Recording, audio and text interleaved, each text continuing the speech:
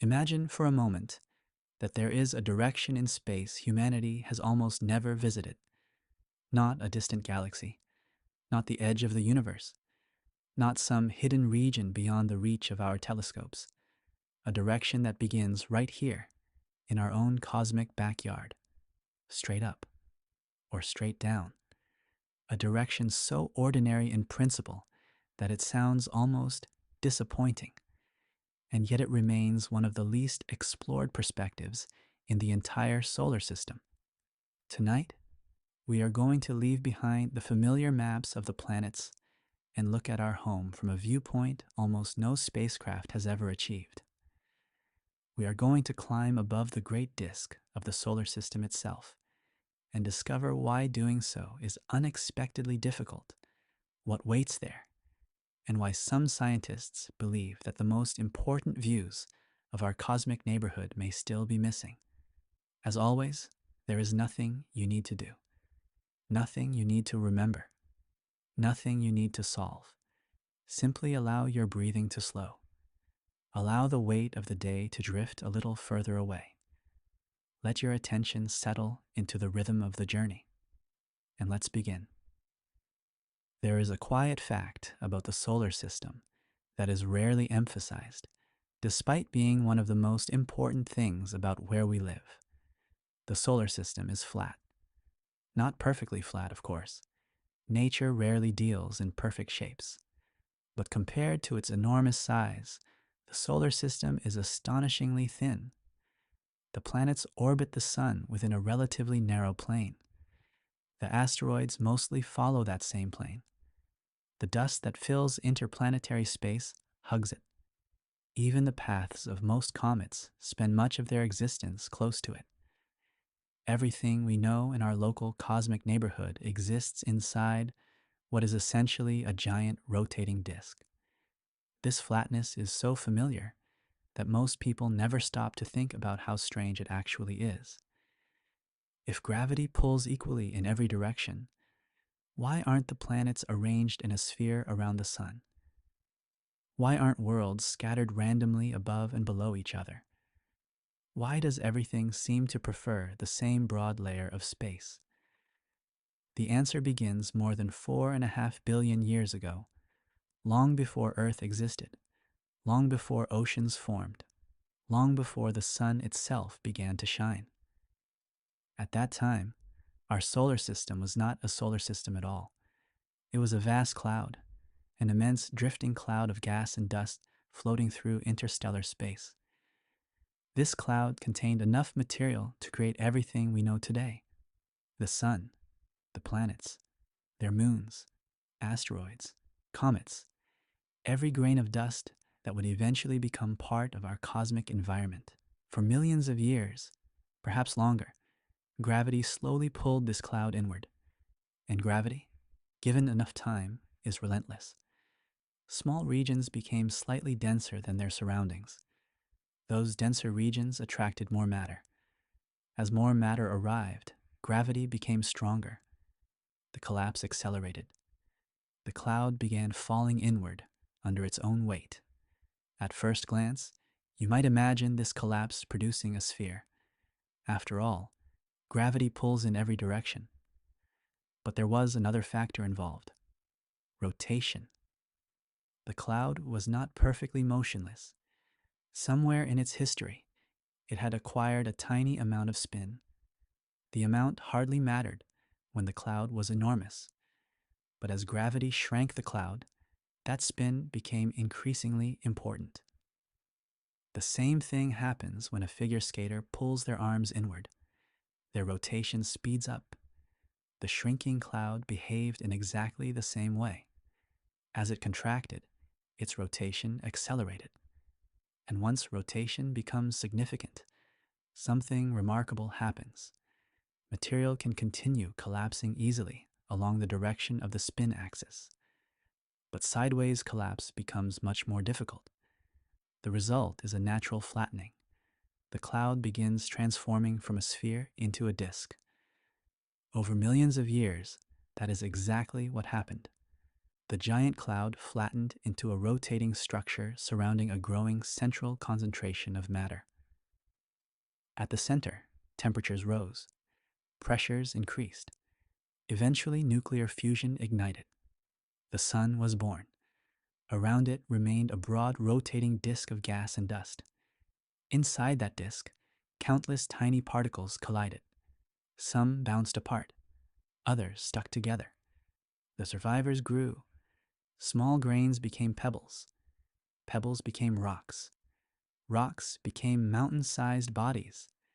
Those bodies merged into planetary embryos. And eventually, after countless collisions and unimaginable spans of time, the planets emerged. But they formed inside the disk. And because they formed inside the disk, they inherited its geometry. The solar system never forgot its birthplace. Every planet still carries the memory of that ancient rotating cloud. Even now, billions of years later, the fossil imprint remains visible in every orbit. Mercury follows the plane. Venus follows the plane. Earth follows the plane. Mars follows the plane. Jupiter follows the plane. Saturn follows the plane. Uranus follows the plane. Neptune follows the plane. If you could somehow travel far above the solar system and look downward, the view would be startlingly different from the diagrams most people imagine. The planets would not surround the sun like bees around a hive. They would appear arranged across a thin rotating sheet, like beads moving along invisible grooves, like droplets circling on a giant cosmic record. And once you recognize this geometry, something else becomes apparent. There is a direction almost nothing naturally travels. The vertical direction. The direction above the disk. The direction below it. The direction perpendicular to the entire architecture of our planetary system.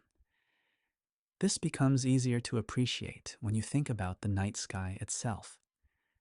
The sun follows a predictable path across the heavens. The moon follows nearly the same path. The planets appear along a common line. Ancient civilizations noticed this thousands of years ago. The line became known as the ecliptic. To observers on Earth, the ecliptic appears as an invisible road crossing the sky. The planets rarely stray far from it. The moon remains close to it. The sun defines it. What people are actually seeing is the solar system's flatness projected onto the celestial sphere. The ecliptic is the disk seen from inside. You are living inside a gigantic, rotating structure and watching its geometry painted across the heavens every night. The realization is quietly profound, because once you understand this, you begin noticing how strongly the solar system prefers its own plane. Everything moves within it. Everything stays close to it. Everything seems to flow along the same ancient pattern established billions of years ago. The flatness did not disappear when the planets formed. Even today, a faint residue of the original structure remains. Countless microscopic dust grains drift throughout interplanetary space. Many originate from asteroid collisions. Others come from comets slowly shedding material as sunlight warms their surfaces. Over time, this dust spreads throughout the solar system.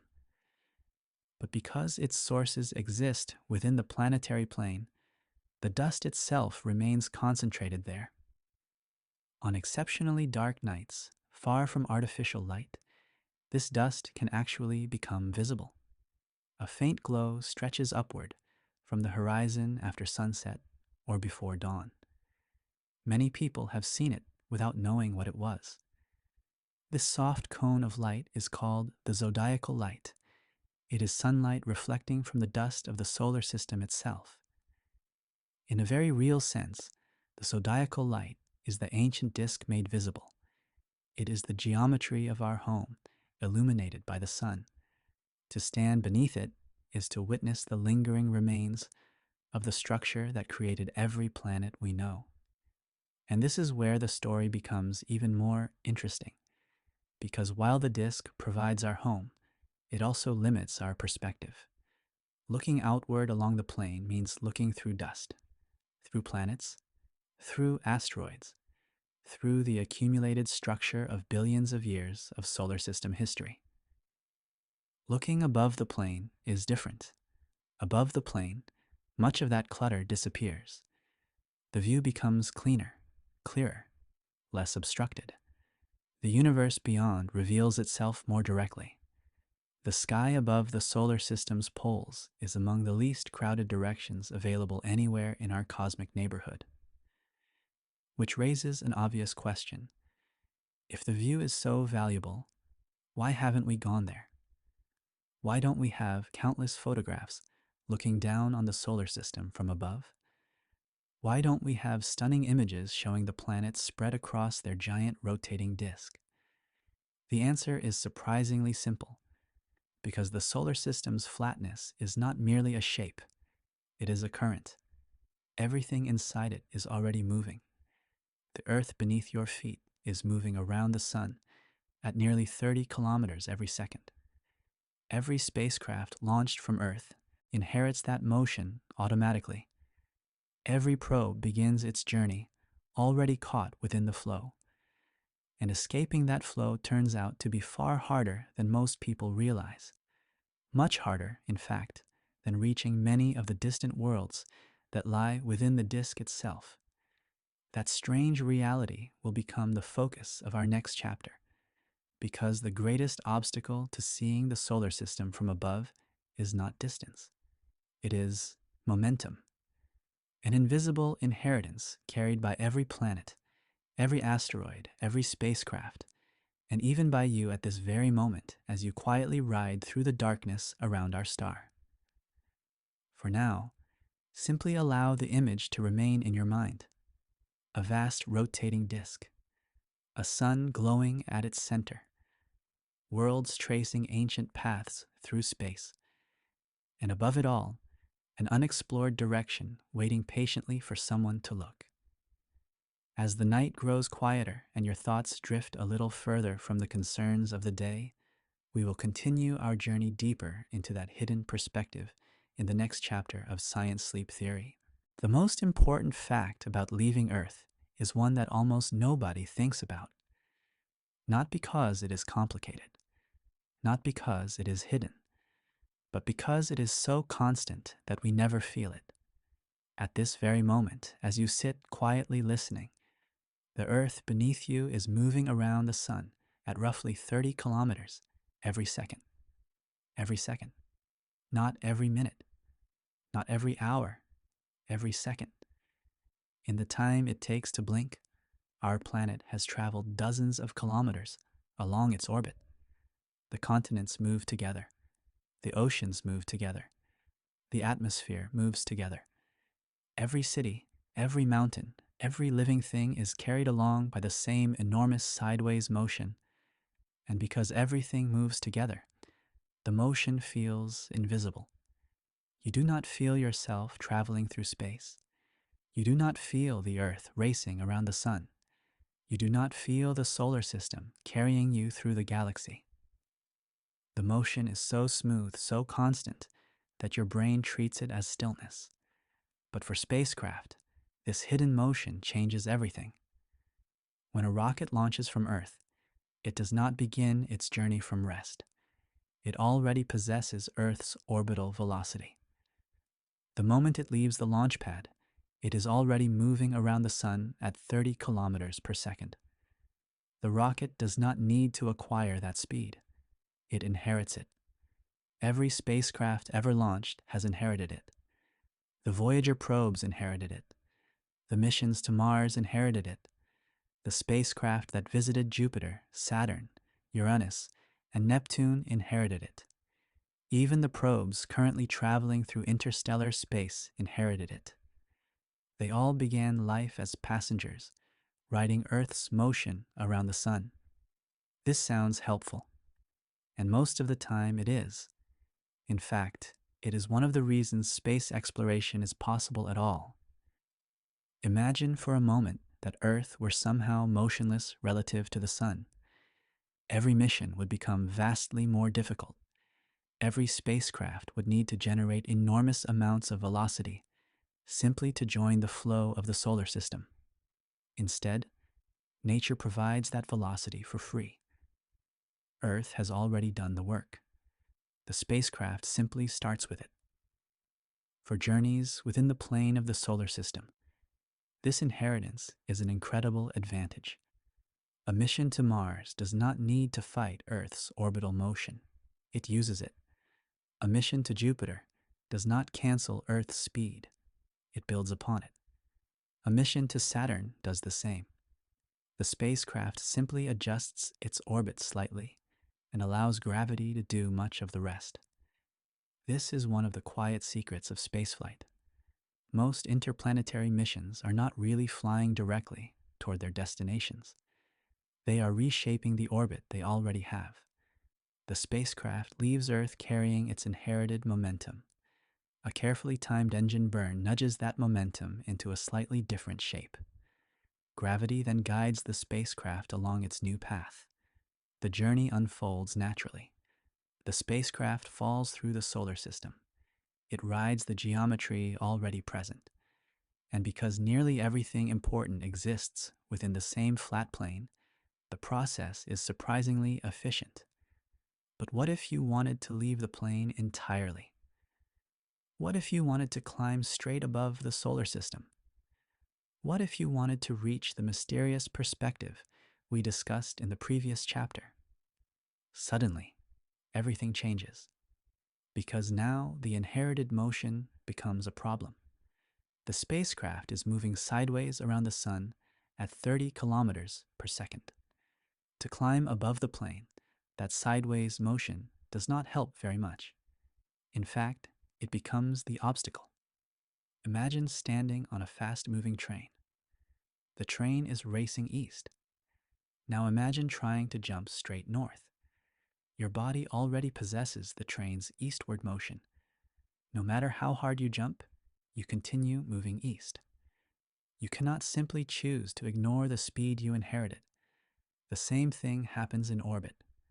A spacecraft launched from Earth already possesses tremendous sideways velocity. To leave the plane completely, it must somehow redirect that velocity into a new direction, and that is extraordinarily expensive. Mission planners measure such changes using something called delta V. Delta V is one of the most important concepts in all of astronautics. It simply means change in velocity. Every maneuver costs delta V. Every course correction costs delta V. Every orbital insertion costs delta V. Every journey is ultimately limited by how much delta V a spacecraft can afford. You can think of delta V as the currency of space travel. Fuel is merely the way that currency is purchased. And like any currency, there is never enough. Every mission lives within a budget.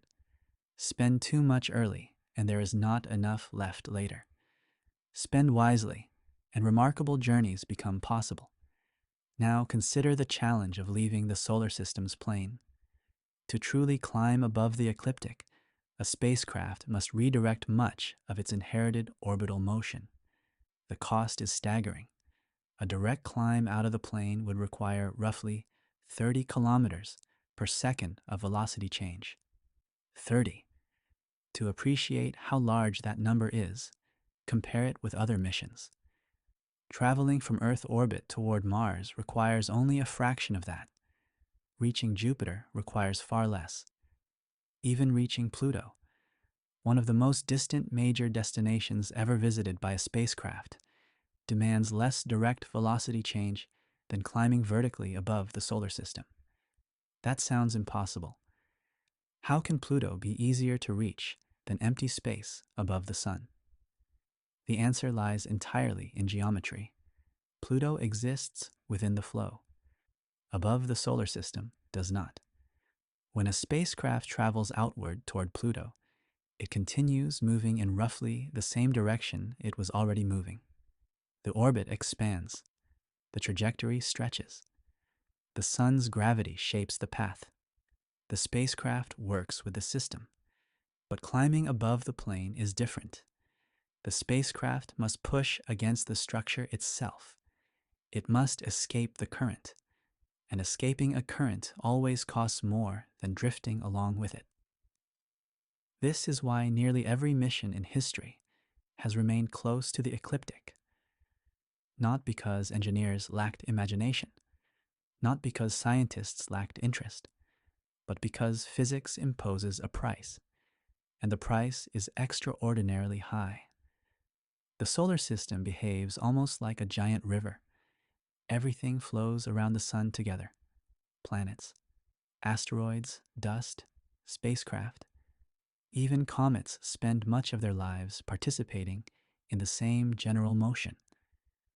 Traveling within the river is comparatively easy. Traveling across it is difficult. Traveling completely out of it is harder still. This is one of the reasons why the solar system's poles remained largely unexplored for so long. The poles are not far away. That is the strange part. They are roughly the same distance from Earth as every other part of the sun. But distance is not the problem. Direction is. The universe often behaves this way. Sometimes the hardest destination is not the most distant one. Sometimes the hardest destination is the one requiring the largest change in motion. And changing motion is expensive, very expensive. For decades, this seemed like an almost impossible obstacle. The solar system had effectively trapped us within its own geometry. The same laws that created the planetary disk were preventing us from easily escaping it.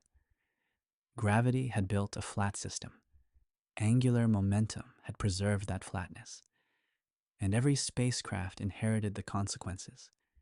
Humanity could travel outward. Humanity could travel inward. But climbing above the disk remained one of the most difficult maneuvers imaginable. Yet nature, as it often does, provided a loophole. A beautiful loophole. One that does not require enormous amounts of fuel. One that does not violate any laws of physics. One that allows spacecraft to achieve trajectories that would otherwise be impossible. The loophole comes from gravity itself. The very force that seems to trap spacecraft inside the solar system's flat geometry can also help them escape it. The method is known as a gravity assist. And few ideas in all of science are as elegant.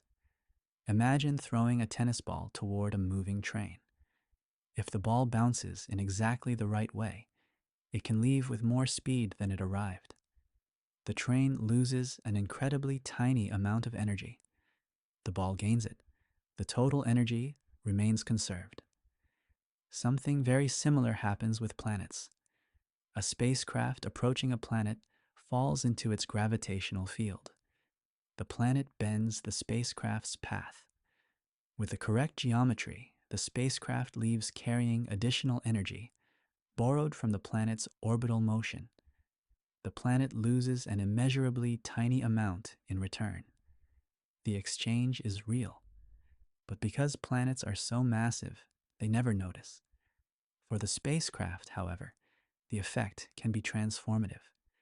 A carefully designed gravity assist can change velocity by several kilometers per second, sometimes much more, without burning a single drop of fuel. The maneuver is so valuable that many of the greatest missions in history depended upon it. Voyager used gravity assists. Cassini used gravity assists. Galileo used gravity assists. New Horizons used gravity assists. Again and again, spacecraft borrowed energy from planets to reach destinations that would otherwise have remained inaccessible. And eventually, scientists realized something extraordinary. Perhaps gravity assists could do more than increase speed. Perhaps they could also tilt an orbit. Perhaps they could help a spacecraft climb above the solar system itself. Jupiter became the key. The giant planet possesses more mass than all the other planets combined. Its gravitational influence is immense. A spacecraft approaching Jupiter can have its trajectory bent dramatically. With the right approach angle, Jupiter can redirect a spacecraft far above the ecliptic plane, not through brute force, not through massive fuel expenditure, but through geometry, patience, and an exquisite understanding of orbital mechanics. For the first time, a path existed, a path leading toward the hidden perspective above the solar system, a path leading toward the sun's mysterious poles, a path leading toward views no human eyes had ever witnessed. In the next chapter, we will follow that path, because once a spacecraft finally climbs above the ecliptic, an entirely new version of the sun begins to reveal itself, a version almost invisible from Earth, a version dominated by magnetic fields, polar winds, and structures that quietly control the behavior of our star. The poles of the sun are not merely distant regions. They are among the most important places in the entire solar system, and for most of human history, they remained almost completely unseen. As the night grows deeper and the familiar world drifts a little further away, we will begin our journey toward those hidden regions in the next chapter of Science Sleep Theory. For almost all of human history, every observation of the sun has shared the same limitation.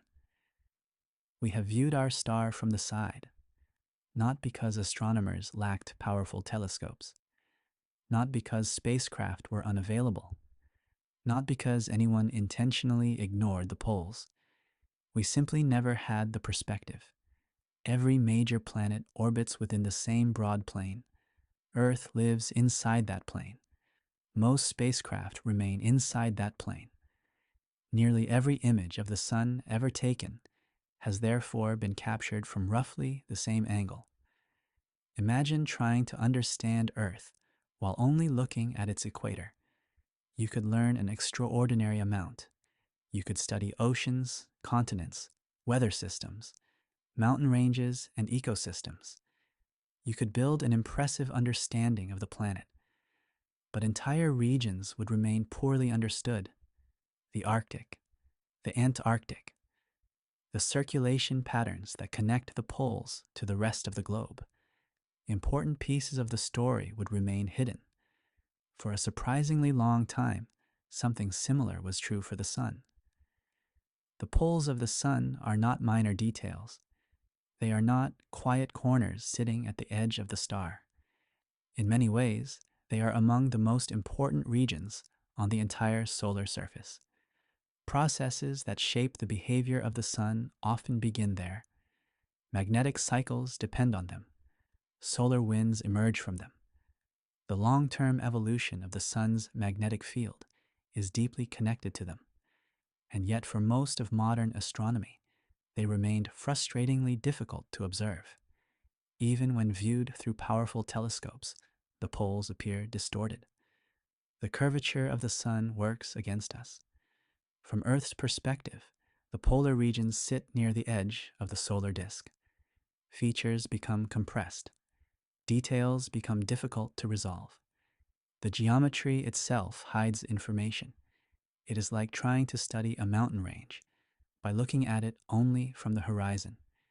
You see the outline, but much of the structure remains concealed.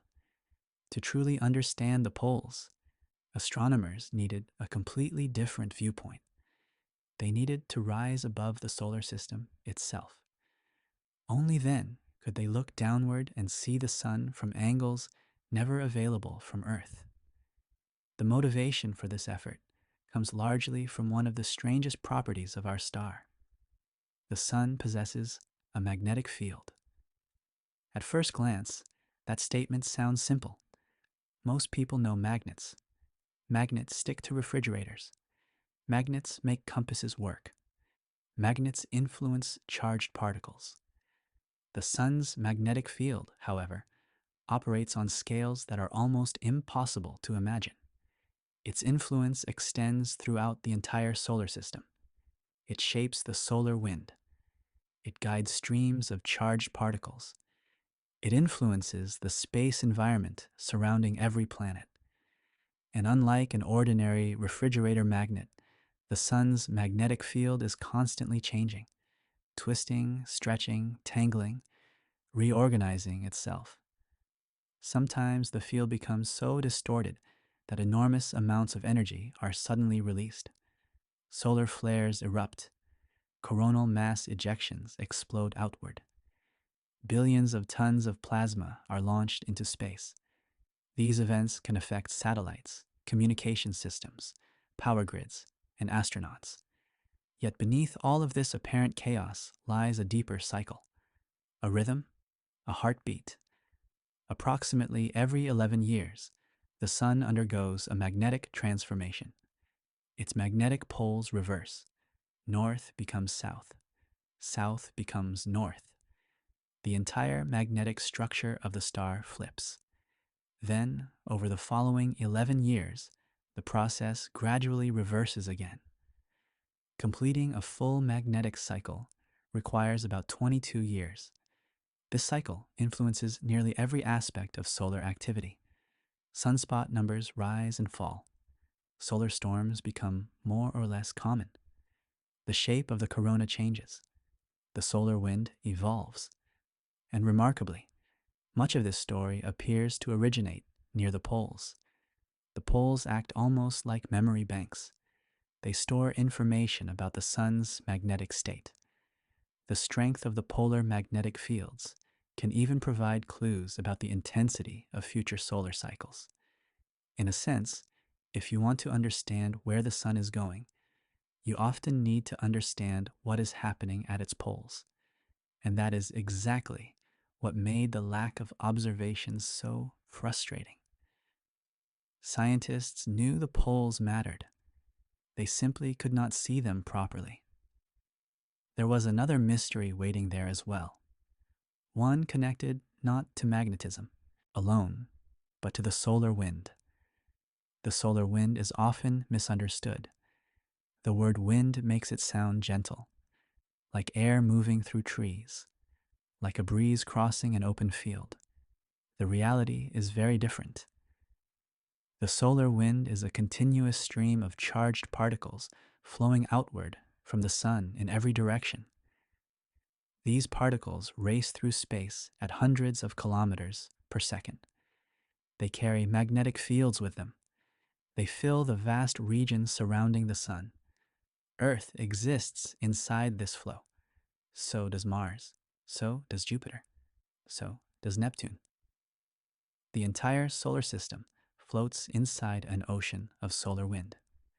For many years, scientists believed the wind might be relatively uniform, but observations gradually revealed something surprising. Not all solar wind is the same. Some of it moves slowly. Some of it moves incredibly fast. The fast wind often reaches speeds approaching 800 kilometers per second. The slow wind may travel only half as fast. Where was the fast wind coming from? The answer pointed toward the poles. There, astronomers observed enormous regions known as coronal holes. Despite the name, these are not actual holes. Nothing is missing. Instead, they are regions where the sun's magnetic field opens directly into space. Most magnetic field lines near the sun loop back toward the surface.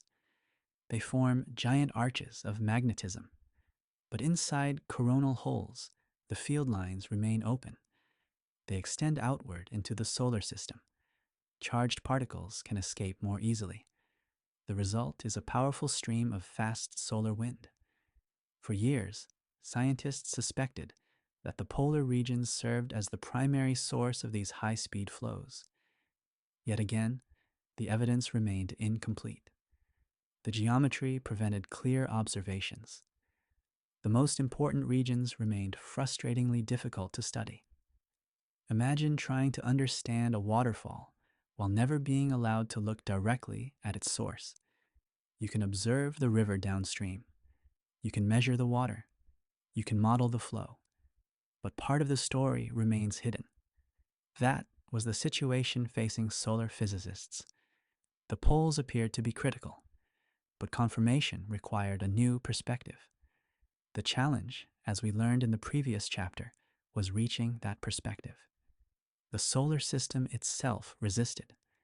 Every spacecraft inherited Earth's enormous sideways velocity. Leaving the plane demanded tremendous changes in motion. The destination was not distant. The direction was difficult. Eventually, however, engineers found a way. By using gravity assists, particularly from Jupiter and later Venus, spacecraft could gradually climb above the ecliptic. The process required patience. Years of patience, sometimes decades, but eventually the impossible became merely difficult. And when the first spacecraft finally began observing the sun from higher latitudes, the results were fascinating. The fast solar wind really did originate predominantly from the polar regions. The structure of the heliosphere became easier to understand. The behavior of the sun's magnetic field began revealing new details. Yet even then, much remained hidden. The earliest missions capable of reaching high solar latitudes lacked sophisticated imaging systems. They measured particles. They measured magnetic fields. They measured the local environment. But they could not truly photograph the poles. Imagine climbing a mountain to view a hidden city, only to discover you brought instruments for measuring temperature and wind speed but forgot your camera. The data would still be valuable, but the view itself would remain largely unseen. For decades, that was effectively the situation. Scientists possessed measurements. They lacked images. And so the poles remained mysterious, not completely unknown, but not truly familiar either. Only recently has that begun to change. New missions equipped with advanced telescopes have finally started revealing what the poles actually look like. And the images are strange, not dramatically strange, not alien in the way science fiction often imagines, but subtly different. The polar surface appears more chaotic. The magnetic structures appear finer. The patterns of activity differ from those commonly seen near the solar equator. Instead of large dramatic sunspot regions dominating the landscape, the poles often display countless smaller magnetic structures woven together into intricate patterns. The impression is less like a collection of isolated features and more like a complex living texture. And extending outward from these regions are delicate structures called polar plumes. These plumes stretch into the corona like luminous threads. Guided by magnetic fields, they channel material outward into space. Seen from above, they resemble the petals of an enormous flower opening into the darkness, a flower made of plasma, a flower thousands of times larger than Earth, a flower blooming continuously for years. The more scientists observe these structures, the more they realize how central the poles are to understanding the sun itself. The poles are not merely another location on the solar surface. They are part of the machinery, part of the engine, part of the process through which the sun organizes its magnetic field and regulates its activity. In many ways, studying only the equator is like studying a clock while ignoring its gears. The face may tell you the time, but the mechanism lives elsewhere. And slowly, patiently, humanity is beginning to glimpse that mechanism. The effort is still young. The observations remain limited. Compared to centuries of equatorial observations, our knowledge of the poles is still remarkably sparse. But the door has opened. For the first time, we are beginning to see the sun as a three-dimensional object rather than a flat disk. And once that door opens, entirely new questions emerge, because the poles influence more than the sun itself. Their effects extend outward across the solar system. They help shape the giant magnetic structures surrounding our star. Structures so vast that they stretch beyond the planets themselves, structures that define the boundaries of our cosmic home, structures that eventually lead us to one of the largest and strangest objects humanity has ever tried to understand: the heliosphere, the enormous bubble carved into interstellar space by the solar wind. A bubble that surrounds every planet, a bubble whose true shape remains surprisingly mysterious, a bubble we have never actually seen from the outside. And as we continue our journey further above the plane of the solar system, it is that hidden bubble we will encounter next. For now, let the image linger, the sun slowly turning beneath you, its poles exposed for the first time, magnetic fields twisting through space, great streams of plasma flowing outward into the darkness, and beyond them, a boundary far larger than any planet, a boundary that marks the edge of the sun's influence itself. That is where our journey continues in the next chapter of Science Sleep Theory. If you could somehow leave the solar system and travel outward for years, then decades, then generations, you might eventually reach a boundary that almost nobody thinks about. Not a wall, not a barrier, not a sharp edge, but a gradual frontier where the influence of our star begins to give way to the influence of the galaxy itself. Every second of every day, the sun releases a stream of charged particles into space. We touched briefly on this phenomenon in the previous chapter when discussing the solar wind. But to truly appreciate what comes next, we need to slow down and look more carefully at what this wind actually does. The solar wind never stops. Day after day, year after year, million year after million year. The sun continuously breathes matter outward into the darkness. The particles are extraordinarily thin by earthly standards. Even near Earth, the solar wind is far more rarefied than the emptiest vacuum humans can easily create in a laboratory. Yet the sun releases so much of it and does so consistently that the cumulative effect becomes enormous. Imagine standing beside a gentle stream. A single drop of water seems insignificant, but if the flow continues without interruption for millions of years, valleys are carved, landscapes are reshaped, and entire regions are transformed. The solar wind operates according to a similar principle. Each individual particle matters very little. The endless flow matters immensely. As the wind expands outward from the sun, it carries the solar magnetic field with it. The magnetic field becomes stretched through space like invisible threads embedded within the moving plasma. Together, the wind and the magnetic field create a vast region dominated by the sun, a region so large that all the planets fit comfortably inside it, a region known as the heliosphere. The heliosphere is difficult to visualize because it is mostly invisible. You cannot see it hanging in the sky. You cannot photograph it directly.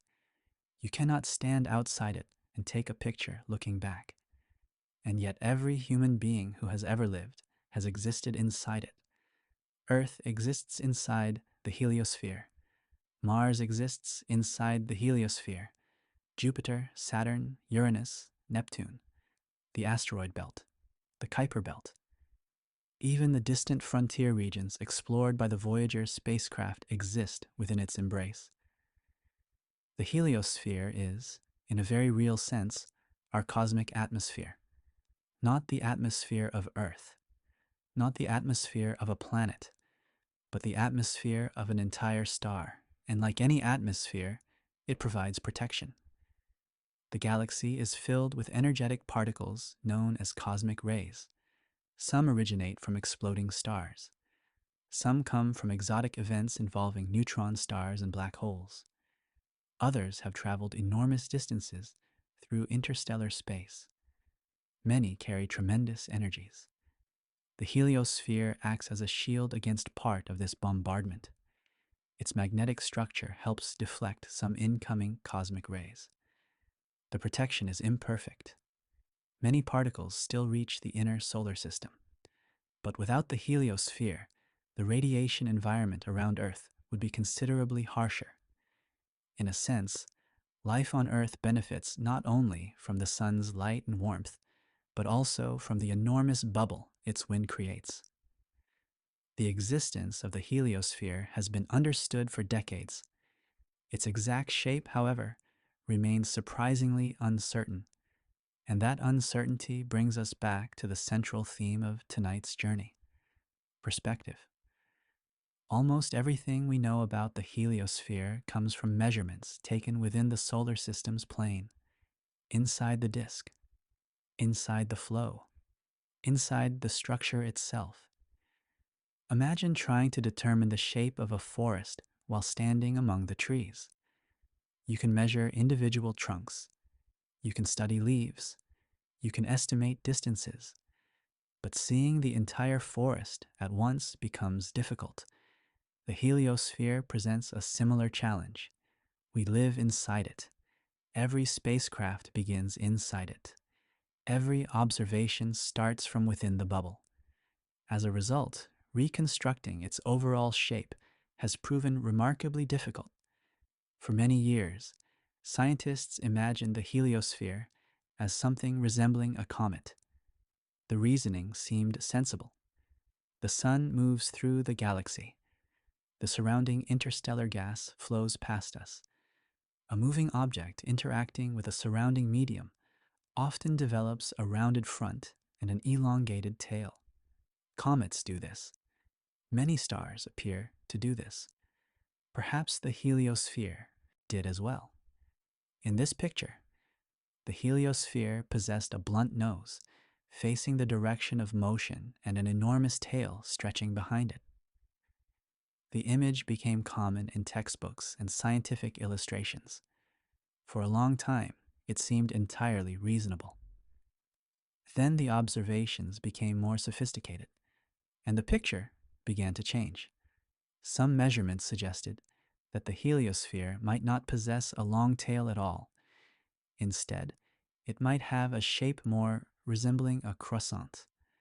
A strange comparison, perhaps, but surprisingly useful. In this model, magnetic forces help pinch the heliosphere into two broad lobes extending behind the sun, rather than a single enormous tail. Instead of resembling a comet, our cosmic bubble resembles something more compact and more complex. The debate remains unresolved. Scientists continue gathering evidence. New observations support different interpretations. The heliosphere may turn out to be closer to one model than the other, or perhaps it will prove to possess a shape nobody has yet imagined.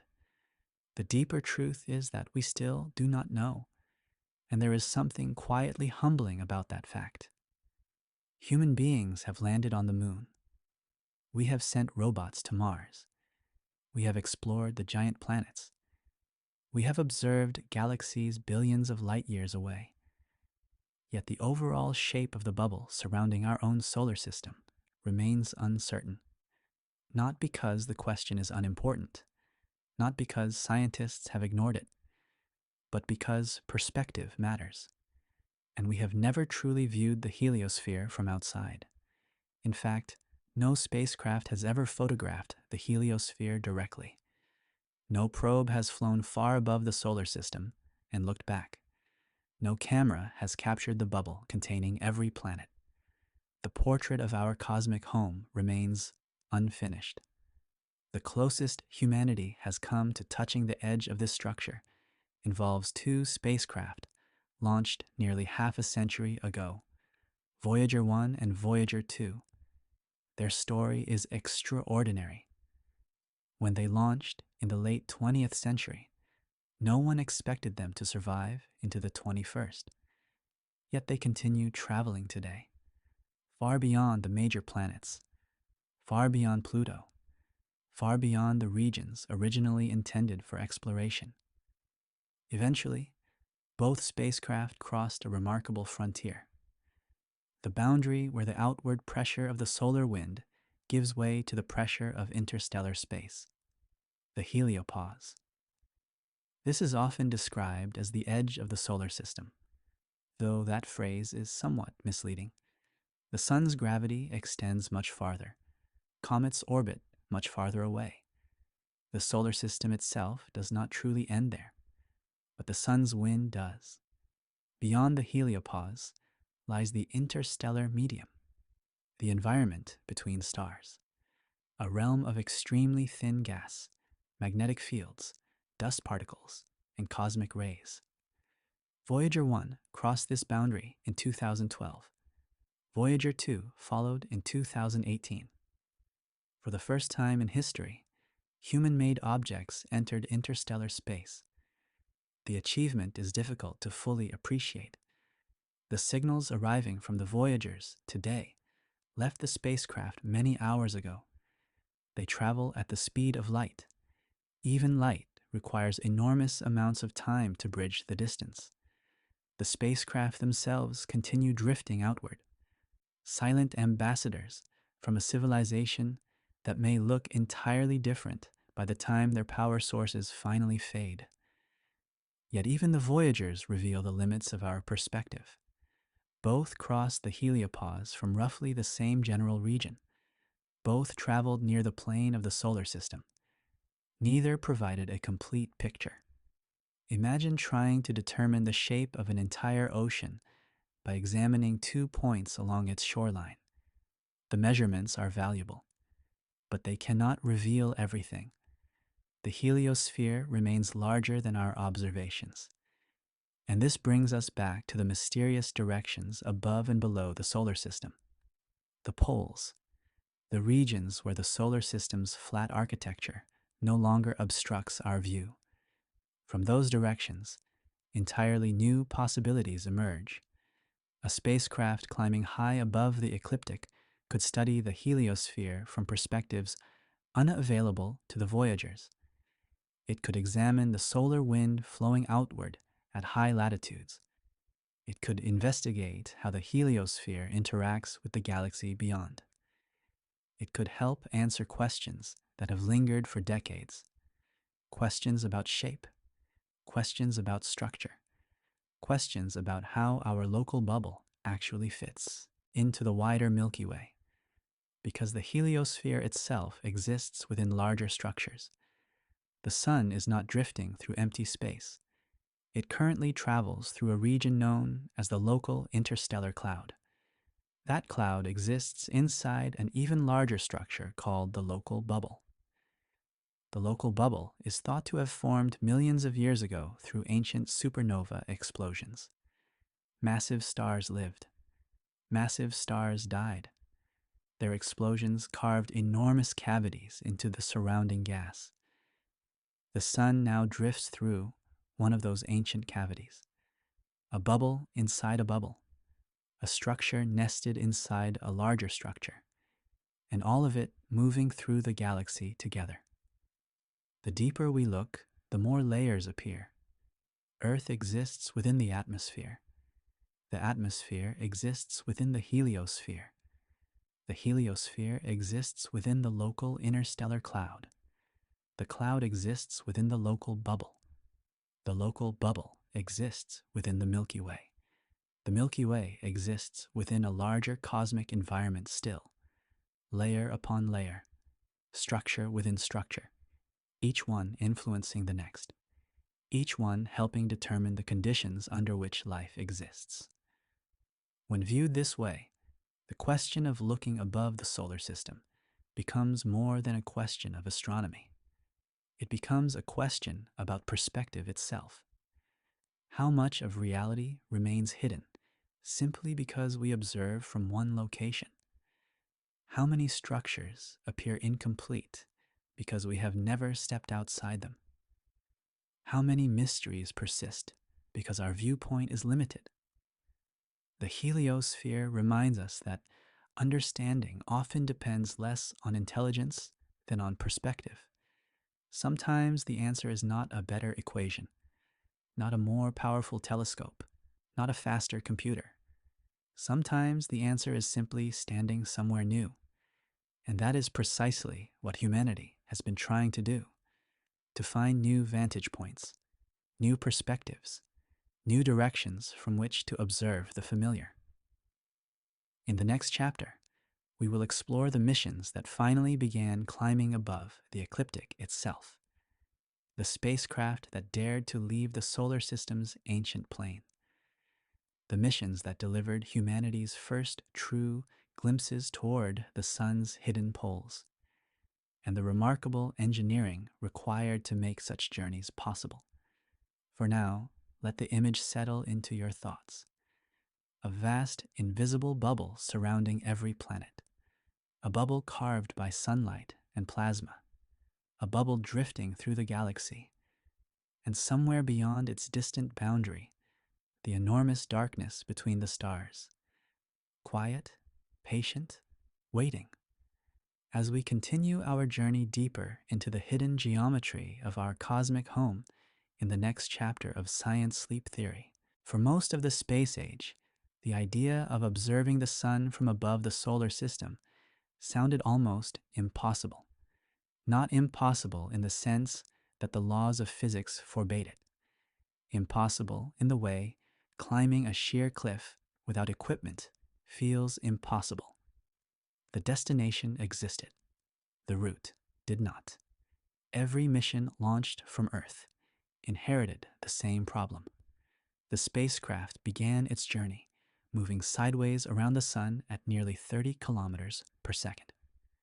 That inherited motion locked it into the same broad plane occupied by the planets themselves. Engineers could nudge a spacecraft upward slightly. They could tilt an orbit by a few degrees. But climbing dramatically above the ecliptic required something entirely different. It required help. And in the solar system, the greatest source of help is often gravity itself. By the late 20th century, mission planners had become increasingly skilled at using planets as tools. Rather than relying entirely on rocket fuel, they learned to use gravity assists to reshape trajectories. A spacecraft could approach a planet from exactly the right angle and leave with a completely different path. The planet lost an unimaginably tiny amount of energy. The spacecraft gained a tremendous advantage. The technique had already transformed planetary exploration. Now it offered something new, a possible path toward the sun's poles. The mission that eventually attempted this feat began as an ambitious collaboration between two space agencies separated by an ocean but united by curiosity. The goal was simple to describe and extraordinarily difficult to achieve. Leave the plane, not slightly, not temporarily. Truly leave it. Climb higher than any spacecraft had ever climbed relative to the solar system itself.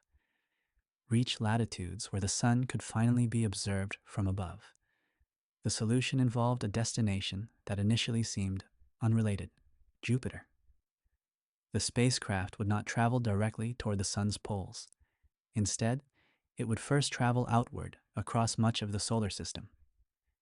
At first, this sounds backwards. If your goal is the sun, why travel away from it? But orbital mechanics often rewards patience over directness. The spacecraft launched from Earth and began a long journey outward toward Jupiter. For years, it crossed the solar system, gradually approaching the giant planet. During that time, the mission looked much like countless other interplanetary journeys. Yet, the real maneuver had not happened yet. The true mission would begin at Jupiter. As the spacecraft approached the giant planet, it entered one of the most powerful gravitational environments in the solar system. Jupiter's mass exceeds the combined mass of all the other planets. Its gravitational reach extends millions of kilometers into surrounding space. Approaching such a world is like approaching a mountain made of gravity. The spacecraft plunged into this enormous gravitational field, and followed a carefully calculated path around the planet. Then something remarkable happened. Jupiter threw it upward. Not physically, of course. No giant hand reached out. No engine suddenly activated. Gravity alone reshaped the orbit. The spacecraft emerged from the encounter traveling along a dramatically tilted path. Instead of remaining trapped within the ecliptic, it now possessed an orbit inclined by roughly 80 degrees relative to the solar system's plane. 80 degrees, nearly perpendicular. Humanity had finally escaped the disk. For the first time, a spacecraft would repeatedly pass above and below the solar system. For the first time, direct exploration of the sun's polar regions became possible. The achievement remains one of the most elegant demonstrations of orbital mechanics ever performed. No chemical rocket could have delivered such a change in inclination directly. The fuel requirements would have been absurd. Yet by using Jupiter as a gravitational slingshot, the mission achieved the impossible through patience and geometry. The spacecraft climbed higher and higher above the ecliptic. Eventually, it reached a vantage point no human-made object had previously occupied. The view must have been extraordinary. Imagine rising above a city after spending your entire life walking its streets. Roads that once seemed disconnected suddenly reveal their patterns. Neighborhoods fit together. The larger design becomes visible. Something similar happened with the solar system. The spacecraft began observing the sun from latitudes impossible to achieve from Earth. The familiar perspective disappeared. The hidden perspective emerged. Yet there was a limitation, a significant one. The spacecraft had not been designed as a flying observatory. It carried instruments capable of measuring magnetic fields, solar wind particles, energetic ions, cosmic rays, dust, and plasma waves. These instruments were extraordinarily valuable. They revealed entirely new information about the environment surrounding the sun. But there was one thing missing: a camera capable of photographing the sun itself. The irony is difficult to ignore. Humanity had finally reached the perfect vantage point and arrived without a proper camera. The mission could measure the polar environment. It could sample the solar wind. It could investigate magnetic fields. But it could not provide the dramatic images many people imagined when they thought about seeing the sun from above. And yet the mission proved something incredibly important. The polar regions truly were different. The fast solar wind really did emerge predominantly from the poles. The magnetic environment behaved differently at high latitudes. The structure of the heliosphere became easier to understand. The spacecraft confirmed ideas that had previously existed mostly as theories. For decades, astronomers had suspected that the sun's poles played a special role in shaping the solar system. Now they finally had evidence. The fast solar wind was there. The open magnetic field structures were there. The polar influence was real. Some discoveries were expected. Others were surprising.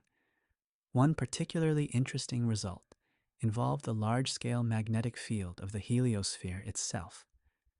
Near the sun, the polar magnetic structure appeared distinct and recognizable. But farther outward, something curious happened. The magnetic field became increasingly uniform.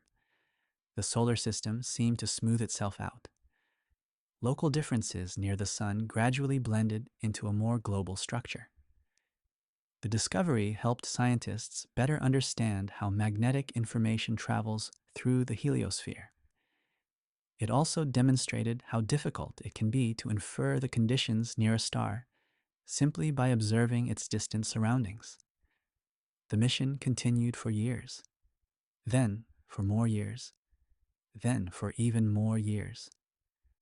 Long after many spacecraft would have been retired, it remained operational. The sun continued turning beneath it. Solar cycles came and went. Magnetic fields reversed. the spacecraft remained at work, quietly collecting data from a region few other missions could reach. And because it occupied such a unique orbit, its measurements became increasingly valuable. No replacement existed. No companion spacecraft joined it. For decades, it remained humanity's only representative above the solar system's plane. There is something strangely beautiful about that image. A solitary machine, far from Earth, far from the planets, following an orbit almost perpendicular to the rest of the solar system, looping endlessly above and below the sun. Watching a star from a perspective nature rarely provides. Eventually, after many years of operation, the mission came to an end. Its instruments fell silent. Its scientific work concluded. But the spacecraft itself did not stop. It still follows its orbit today, silent now, no longer transmitting, no longer measuring, yet still traveling, still circling the sun, still moving through the same extraordinary path carved out by Jupiter's gravity long ago. It remains one of humanity's most unusual artifacts, a machine drifting through a region of space that almost nobody visits. A reminder that some of the greatest journeys are not measured by distance alone. They are measured by perspective. Yet despite everything the mission accomplished, one major problem remained unsolved. The poles had been sampled. They had not truly been seen. The measurements proved the importance of the polar regions, but scientists still lacked detailed images. They lacked direct visual observations. They lacked the ability to watch the poles with the same clarity available for the solar equator. The first mission had opened the door. Now someone needed to walk through it. Someone needed to return with cameras. Someone needed to build a spacecraft capable of turning the hidden regions of the sun into actual landscapes rather than merely collections of measurements. And eventually, that spacecraft would arrive. A mission that chose a completely different strategy. Instead of one dramatic gravitational assist from Jupiter, it would use repeated encounters with Venus, slowly, patiently, one orbit at a time, tilting itself higher and higher above the solar system, until, at last, humanity would obtain the first true images of the sun's poles. Images no one had ever seen before. Images that would reveal a side of our star hidden throughout the entire history of civilization. And that remarkable story is where our journey continues in the next chapter of Science Sleep Theory. For more than 400 years, astronomers studied the sun from essentially the same perspective. The instruments changed. The technology improved. The resolution increased. But the viewpoint remained largely unchanged. Every telescope on Earth looked from within the solar system's plane. Every major solar observatory orbited within that same broad geometry. Even spacecraft sent millions of kilometers away still viewed the sun from angles that differed only slightly from our own. It was as if humanity had spent centuries studying a great cathedral while standing on a single street. The details became clearer. The measurements became more precise. Yet entire sides of the structure remained hidden. And nowhere was this more true than at the poles. The first mission to escape the ecliptic had shown that the poles mattered. It had measured their influence directly.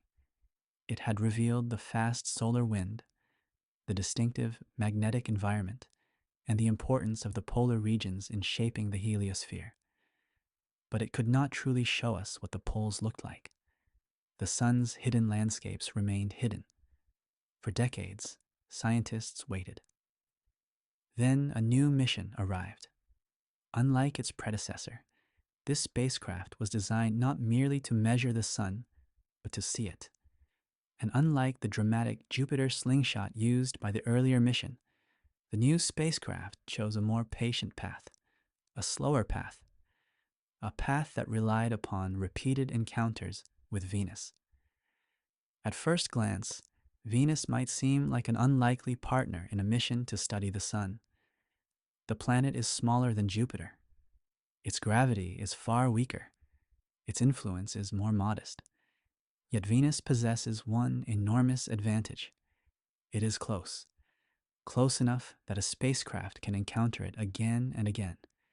Each flyby provides a small adjustment, a small tilt, a small nudge out of the plane. One encounter alone accomplishes little. Many encounters change everything. Imagine climbing a mountain not through a single leap, but by walking a long winding path that gradually spirals upward. Each step feels insignificant. The destination eventually becomes reachable. That is how this mission climbed toward the Sun's poles. One Venus flyby, then another, then another.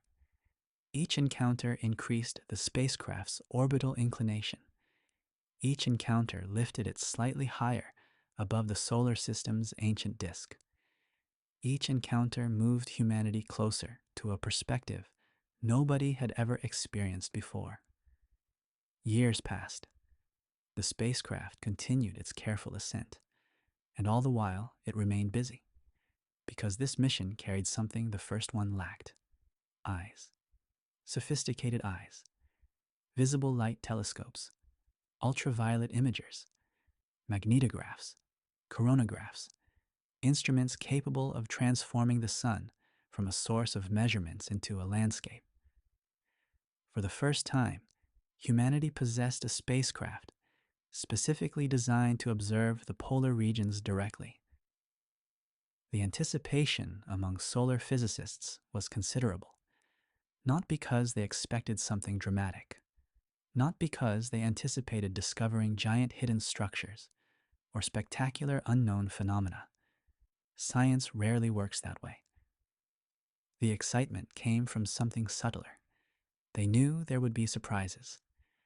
Whenever a completely new perspective becomes available, surprises tend to follow.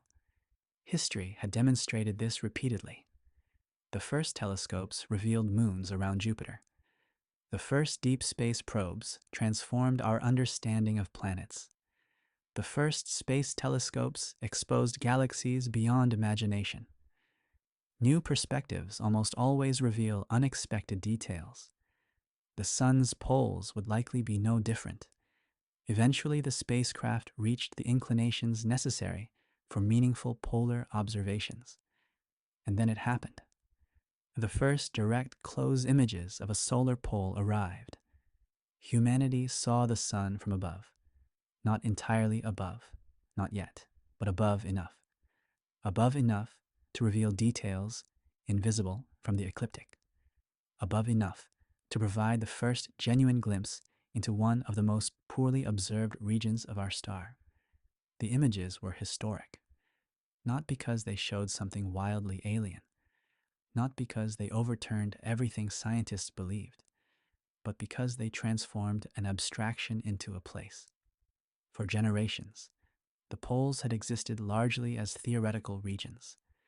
They appeared in models. They appeared in simulations. They appeared in equations. Now they appeared in photographs. Real places, real structures, real magnetic patterns, real landscapes on the surface of a star. And the landscapes looked different. The first thing many researchers noticed was the texture. Near the equator, solar activity often organizes itself into large, recognizable structures. Sunspot groups can dominate entire regions. Magnetic systems can stretch across vast distances. The activity often feels concentrated. The poles appeared more fragmented, more intricate, more delicate.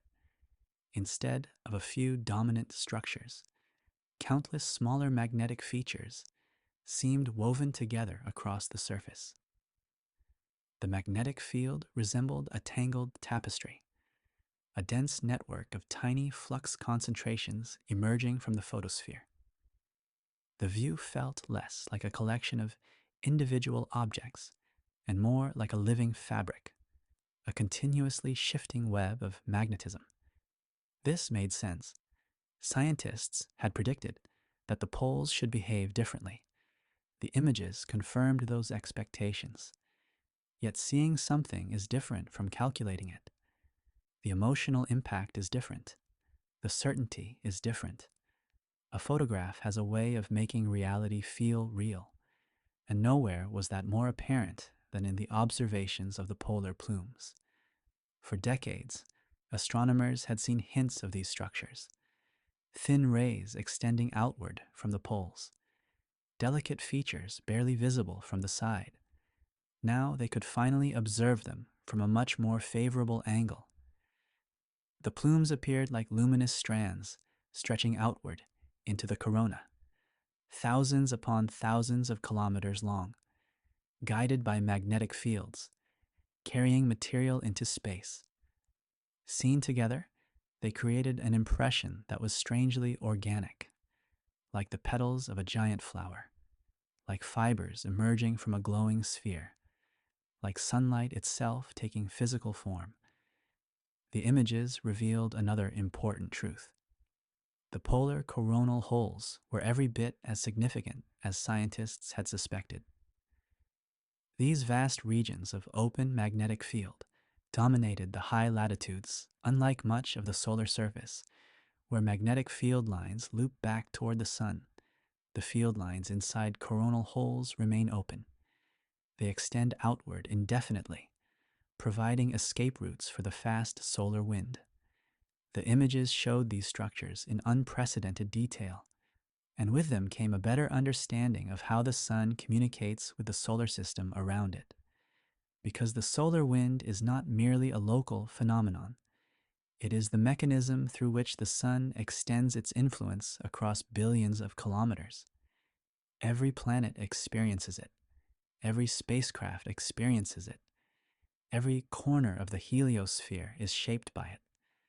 To understand the wind, one must understand its source, and increasingly, that source led back to the poles. The mission continued gathering data. Each new orbit delivered additional perspectives, additional images, additional measurements. The archive slowly grew, frame by frame, observation by observation, year by year. And yet, despite these successes, something remained missing. The spacecraft still could not stay above the poles. It could visit, it could observe, it could pass by, but it could not remain. Its orbit carried it upward, then downward again, like a traveler briefly flying over a continent before disappearing beyond the horizon. The observations were precious. They were also temporary. This limitation reveals how little of the polar story has truly been observed. Even now, after all our advances, the sun's poles remain among the least familiar major regions in the solar system. We have begun exploring them. We have not mastered them. We have opened the door. We have not yet walked through completely. Imagine what a dedicated polar observatory might accomplish. A spacecraft capable of remaining above a solar pole for years, watching the magnetic cycle unfold in real time, monitoring the growth and decay of coronal holes, tracking the migration of magnetic flux, observing the reversal of the solar magnetic field from the best possible perspective. Such a mission does not yet exist. The idea remains largely in the future, and yet the need becomes increasingly obvious because every new observation reinforces the same conclusion. The poles are not secondary, they are central. The poles are not peripheral regions. They are part of the engine, part of the machinery through which the sun regulates its behavior. The more clearly we see them, the more clearly we understand the star itself. And understanding the star means understanding something larger, because the sun does not end at its visible surface. Its influence extends outward through the solar wind, outward through the heliosphere, outward through the vast magnetic bubble surrounding the planets. The poles help shape that bubble. The poles help shape the environment in which Earth exists. The poles help shape our cosmic home. As the spacecraft continued sending back images from its slowly climbing orbit, scientists found themselves confronting an old lesson once again. Perspective changes understanding. The sun had not changed. The laws of physics had not changed. Only the viewpoint had changed. And yet entire aspects of reality suddenly became easier to see. The same principle extends far beyond astronomy. Sometimes the greatest discoveries do not come from looking harder. They come from looking differently. The spacecraft had done exactly that. It had climbed above the plane. It had looked from a direction humanity rarely visits. And in doing so, it had revealed a version of the sun hidden throughout all previous history. But the story of leaving the solar system's plane is not finished. Because the ultimate goal was never merely to study the sun. The ultimate goal was perspective itself, to see the solar system differently, to understand our place within larger structures, to discover what becomes visible when we finally escape the geometry that has shaped our observations for billions of years. And in the next chapter, we will follow that idea even further, beyond the sun, beyond the heliosphere, toward a future mission concept that may one day provide the first true portrait of the solar system from above. A portrait humanity has never seen. A portrait that may fundamentally change how we visualize our home among the stars. For now, let the images linger. The hidden pole of a star, magnetic fields woven across its surface, great luminous plumes reaching into space, and a lonely spacecraft climbing patiently above the solar system, carrying human curiosity into a direction almost nobody has ever gone. As we continue our quiet journey through the unseen architecture of the cosmos in the next chapter of Science Sleep Theory, there is a photograph that humanity has never taken, not because the subject is too distant, not because the technology is impossible, not because nature is hiding it from us. The photograph does not exist because reaching the correct place to take it remains extraordinarily difficult. It would be one of the most important photographs in the history of astronomy. A picture of our own solar system from above, not an artist's illustration, not a simulation, not a computer rendering, a real photograph, a genuine image showing the planets spread across the great disk they have occupied for billions of years. If such a photograph existed, it would instantly become one of the defining images of human civilization. And yet it remains absent. We have photographed Earth from orbit. We have photographed Earth from the moon. We have photographed Earth from the outer planets. We have photographed nearly every major world in the solar system. But we have never photographed the solar system itself, at least not from the perspective that would reveal its true shape. There is something strangely revealing about that fact. Human beings often assume that understanding naturally follows observation. We look, we learn, we build knowledge, yet some perspectives remain unavailable for so long that entire generations grow accustomed to their absence. Most people never notice that no such image exists. The solar system is familiar enough in diagrams that the missing photograph rarely feels missing. Our brains quietly fill the gap. We imagine what it would look like. We accept illustrations as substitutes. And because the substitutes are so common, we forget they are substitutes at all. But there is a profound difference between imagining a thing and seeing it. Consider Earth. Before the space age, humanity possessed maps. Astronomers understood that Earth was a sphere. The geometry had been known for centuries. Yet when astronauts finally photographed the planet from space, something changed. The science did not change. The mathematics did not change. The reality did not change. The perspective changed. And suddenly, billions of people saw their world differently. The famous images of Earth, hanging alone in darkness, transformed something abstract into something immediate.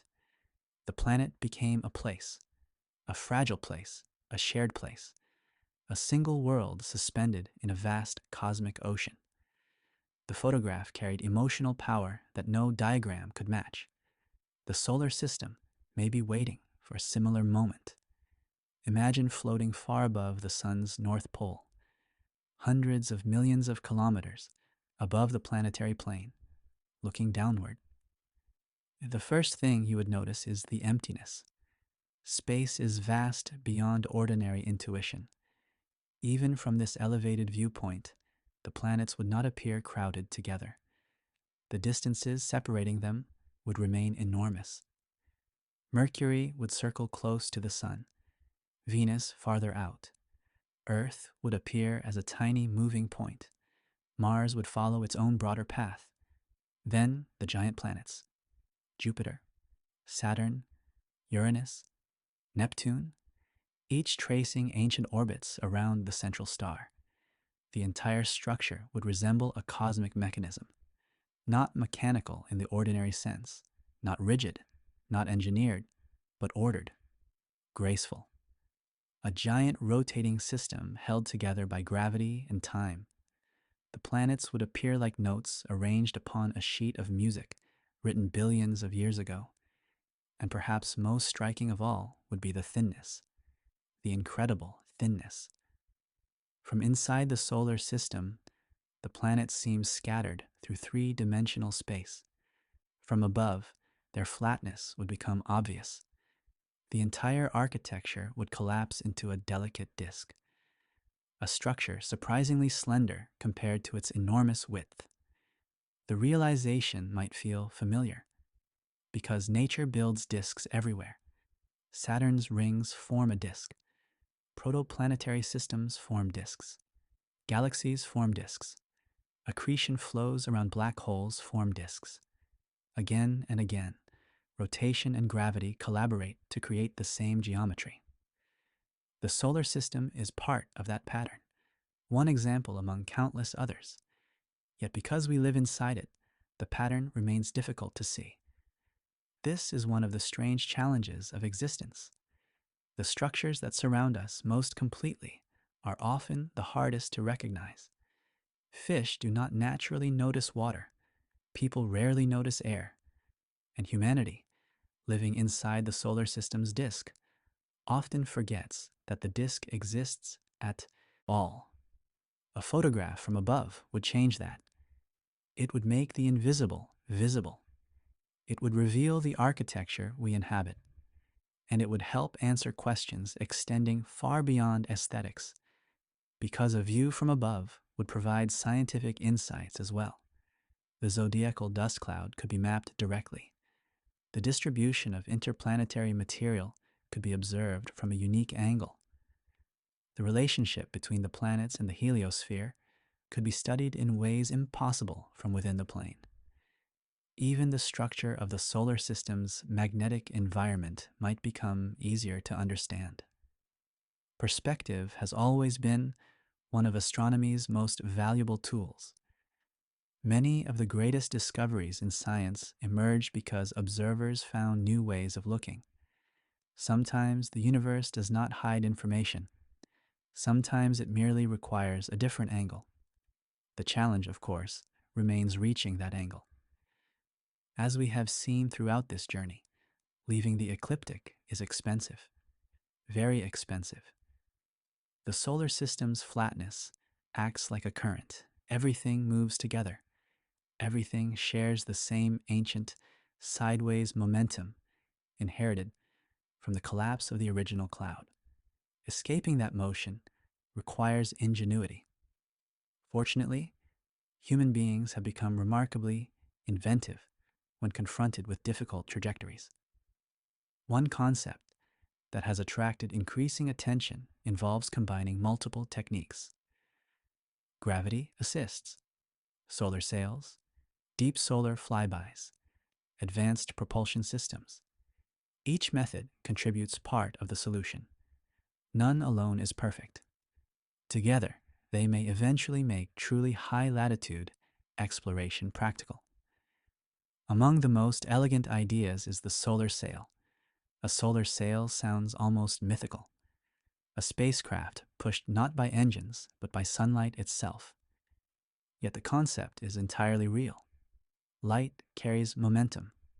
The effect is tiny, almost unimaginably tiny, but it exists. Every photon striking a reflective surface transfers a minute amount of momentum. A single photon accomplishes almost nothing. Trillions upon trillions of photons acting continuously for years become something else entirely. A force, a gentle force, a patient force, a force that never stops. A solar sail can use that force to gradually reshape its orbit.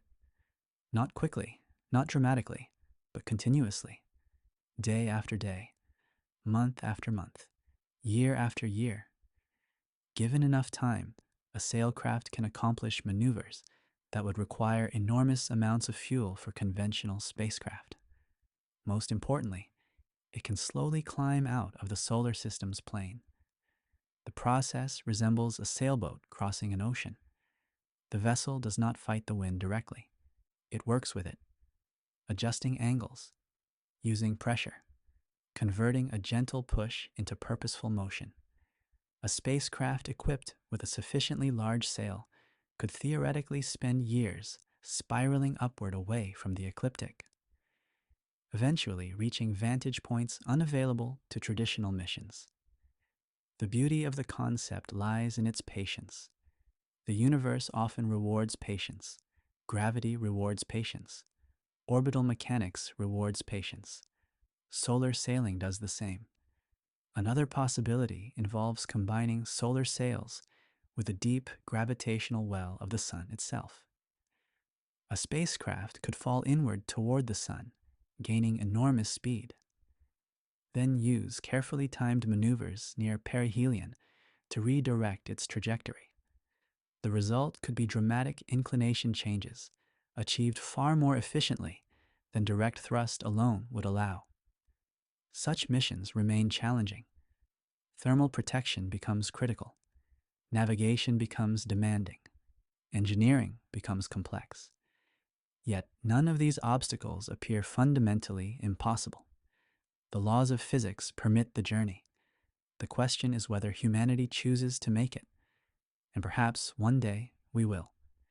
Perhaps one day a spacecraft will rise far above the ecliptic, higher than any mission before it, far enough to capture the portrait we still lack, far enough to reveal the solar system as it truly is, not from within, but from above. A photograph billions of years in the making, a photograph waiting patiently for an observer. As the night continues and our journey moves closer to its conclusion, we will next explore what such a perspective might reveal about our place not merely within the solar system, but within the larger architecture of the galaxy itself. Because once you climb above one disk, another becomes visible. The solar system exists within a larger disk, the Milky Way.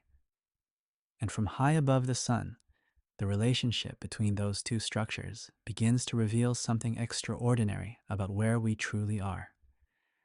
That is where our journey continues in the next chapter of Science Sleep Theory. The moment you finally rise above the solar system, something unexpected happens. The solar system stops looking special, not unimportant, not insignificant, but familiar. Its shape begins to resemble something you have already seen elsewhere in the universe. A disk, a rotating disk, a flattened structure born from gravity and motion. And once you recognize that pattern, your attention naturally drifts outward, because the solar system is not the only disk around us. It exists inside a much larger one, the Milky Way itself. For most people, the Milky Way is simply the pale band of light stretching across a dark sky. A beautiful feature, a river of stars, something admired from deserts, mountaintops, and remote coastlines. But the Milky Way is not merely a collection of stars. It is a structure, an enormous rotating system containing hundreds of billions of suns, a disk so vast that light requires roughly 100,000 years to travel from one side to the other. And remarkably, the same basic physics that shaped the solar system helped shape the galaxy as well. Long ago, before the Milky Way fully formed, immense clouds of matter collapsed under gravity. Rotation amplified itself during that collapse. Motion became organized. The structure flattened. The result was another disk. Larger, older, far more complex, but fundamentally familiar. Gravity and rotation had repeated their ancient collaboration once again.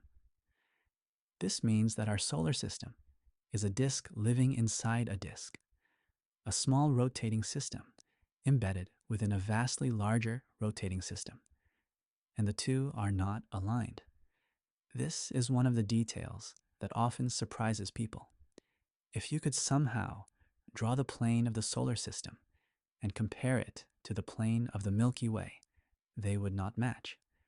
They are tilted relative to one another by roughly 60 degrees.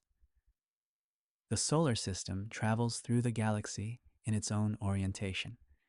Its planetary disk points in a direction largely independent of the galactic disk surrounding it. The consequence is subtle from Earth.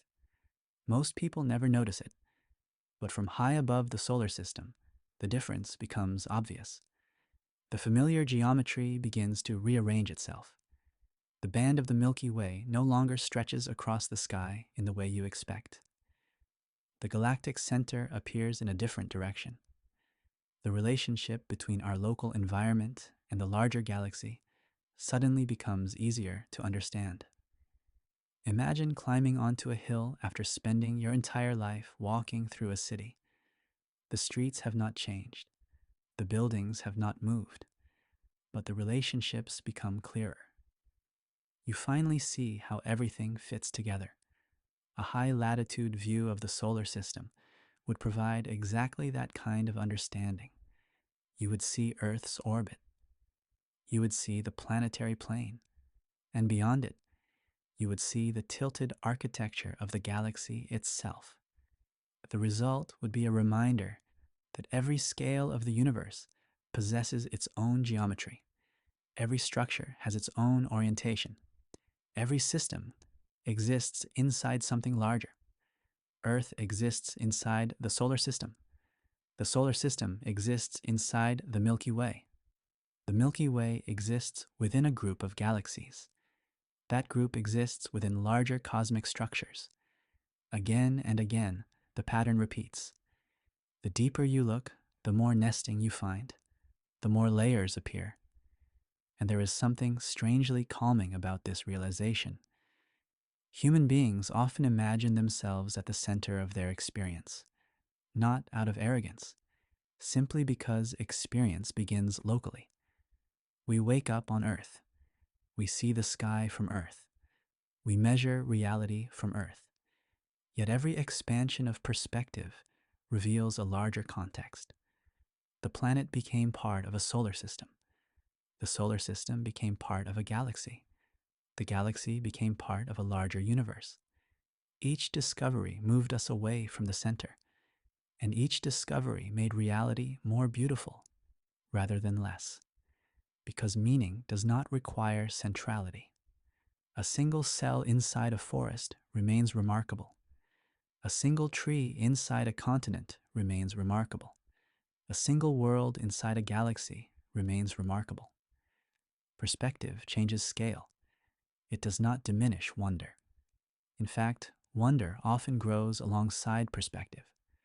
The farther outward we look, the more extraordinary the local becomes. Consider the sun. There are hundreds of billions of stars in the Milky Way. The sun is only one of them. Yet it is the star that created Earth. The star that powers every ecosystem. The star that carved the heliosphere. The star whose magnetic field extends billions of kilometers into space. Ordinary on galactic scales. Extraordinary on human scales.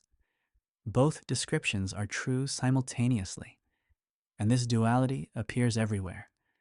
Earth is tiny compared to the galaxy, yet every human story has happened here. The solar system occupies an almost invisible corner of the Milky Way, yet every known living thing exists within it. Perspective broadens understanding. It does not erase importance. The more clearly you see the larger picture, the more remarkable the local picture often becomes. A spacecraft high above the solar system would witness this directly. Looking downward, it would see the planets. Looking outward, it would see the galaxy. Two disks, two scales, two chapters of the same story, one nested inside the other. The view would also reveal something else: motion, because nothing in the universe is standing still. Earth moves around the sun. The sun moves around the center of the galaxy. The galaxy itself moves relative to neighboring galaxies. Even clusters of galaxies drift through space. Movement exists at every scale, and yet most of these motions remain invisible to everyday experience. You feel stationary. Your room feels stationary. The ground feels stationary. But in reality, everything is moving simultaneously through multiple layers of motion. The Earth carries you around the sun. The sun carries you around the galaxy. The galaxy carries you through the local universe. A high-latitude perspective makes this easier to appreciate, because once you see the structures, you begin seeing the motions as well. The solar system stops feeling like a collection of isolated planets. It begins feeling like a dynamic process, a flowing system, a pattern unfolding through time, and time, ultimately, may be the most important perspective of all, because every structure we have discussed tonight emerged through immense durations. The solar system formed over millions of years. The galaxy evolved across billions. The local bubble surrounding us was carved by ancient stars that died long before humanity existed. Everything we see is part of a story that began long before us and will continue long after us. The disks, the stars, the planets, the magnetic fields, the heliosphere, all are temporary expressions of deeper processes. Nothing remains fixed forever. Even the solar system's familiar architecture will eventually change. The sun will age. The planets will evolve. Orbits will slowly shift. The heliosphere will transform as the sun changes. And far in the future, the entire galaxy will continue evolving as it has for billions of years already. Yet tonight, for this brief moment in cosmic history, the structure exists exactly as it does. A star, a disk of planets, a larger disk of stars, a nested hierarchy of motion and geometry, and somewhere above it all, a perspective humanity is only beginning to explore. In the next chapter, we will take one final step outward, not physically, but conceptually, because the true lesson of looking above the solar system is not merely about spacecraft or astronomy. It is about perspective itself, about what changes when we leave familiar viewpoints behind, and about why some of the most important discoveries in history have come not from looking farther, but from looking differently. That is where our journey will continue in the next chapter of Science Sleep Theory. There is a quiet pattern hidden beneath much of scientific history. Again and again, humanity believes it understands something. Then the perspective changes, and suddenly an entirely different picture emerges. The Earth once appeared flat because that was how it looked from the ground. The planets once seemed to orbit Earth because that was how they appeared from Earth. The stars once looked fixed because human lifetimes are too short to notice their motion. None of those observations were foolish. They were incomplete. The limitation was never intelligence. The limitation was perspective. And perhaps that is the deeper lesson hidden inside tonight's journey. At first glance, the story seemed to be about the solar system, about spacecraft, about orbital mechanics, about the challenge of reaching the sun's poles. But beneath all of those details lies a much older idea, the idea that where you stand determines what you can see. The universe does not reveal itself all at once. It reveals itself gradually as viewpoints change. Imagine living your entire life inside a single room. You could learn every corner of that room. You could measure every wall.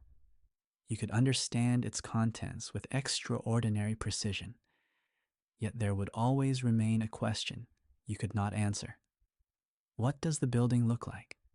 The room itself cannot provide that information. To understand the building, you must leave the room. And to understand the city, you must leave the building. And to understand the landscape, you must leave the city.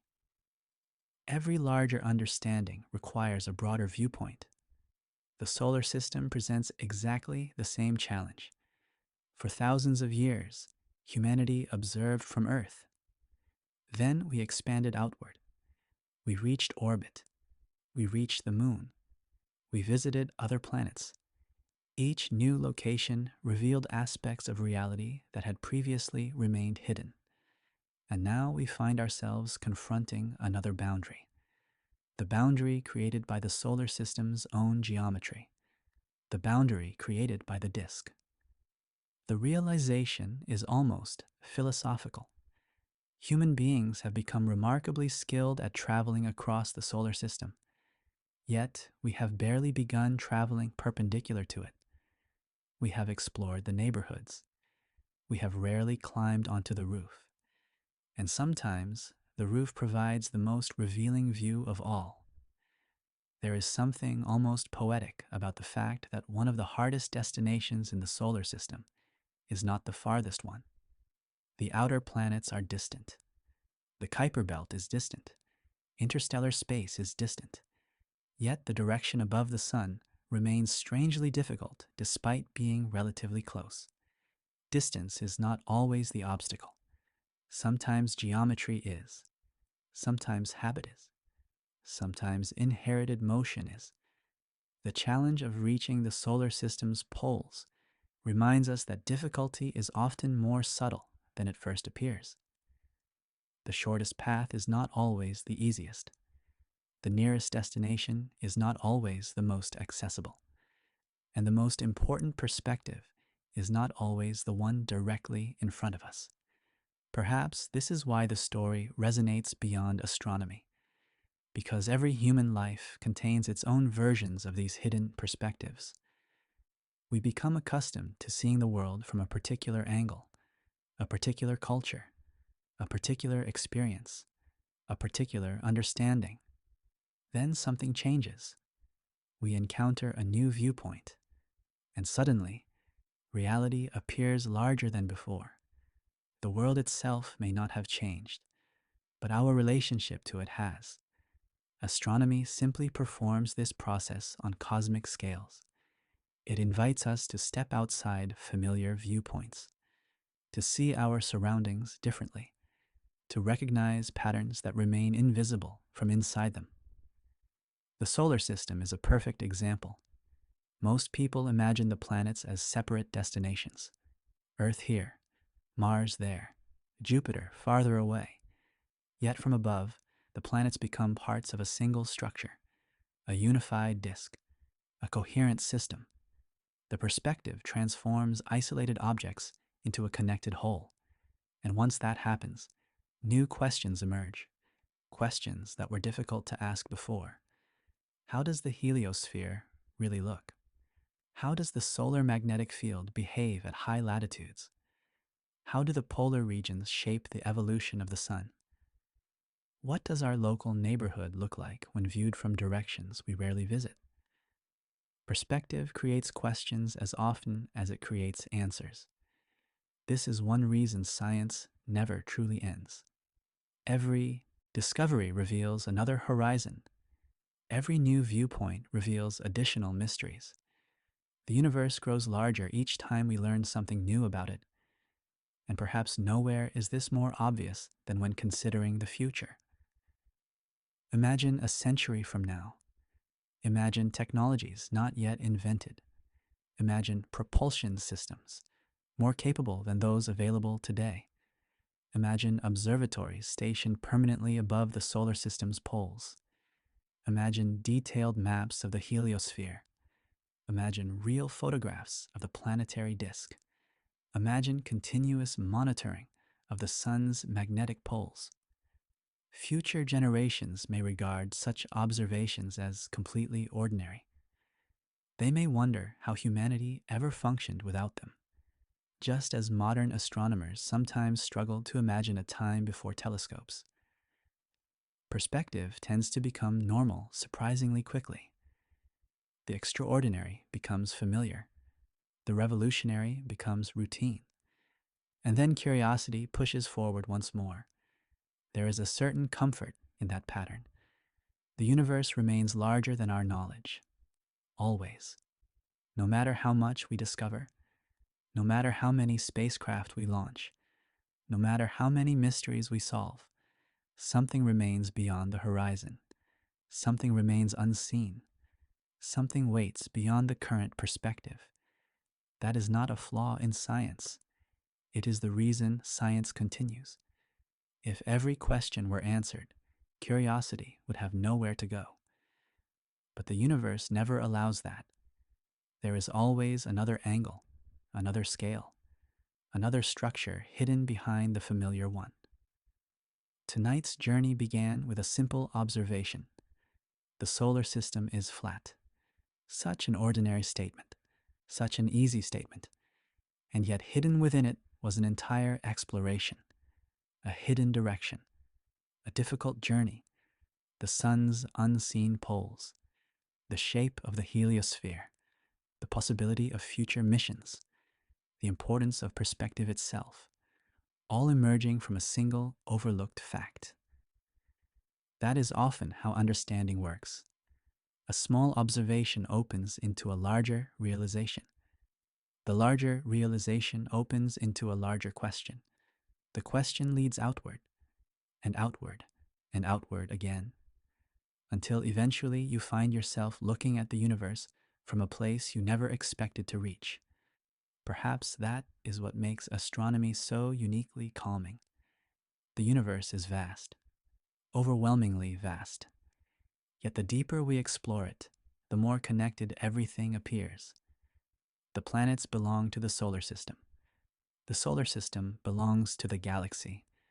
The galaxy belongs to the larger universe. Each layer fits within another. Each story becomes part of a larger story. Nothing exists entirely alone.